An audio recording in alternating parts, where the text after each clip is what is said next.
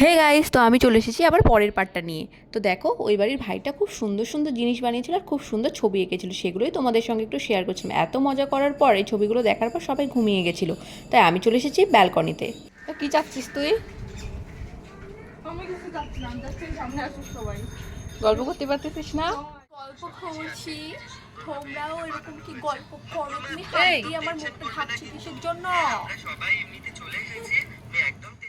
তোমরা তো দেখলেই কী কী হলো। তারপর মাসি দিয়ে দিয়েছিল দই, আর ওরা সবাই দই খেয়ে নিচ্ছিল, আর দই তো আমি খাই না। তারপরে খাওয়া দাওয়া শেষ করে সবাই মিলে চলে এলাম রেডি হওয়ার জন্য, কারণ বাড়ি তো ফিরতেই হবে।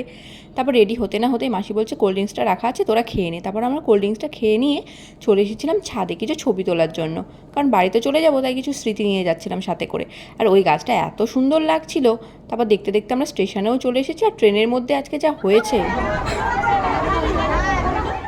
তারপর আর কি ফ্রিতে এন্টারটেন হতে হতে চলে এসেছি বাড়িতে। তো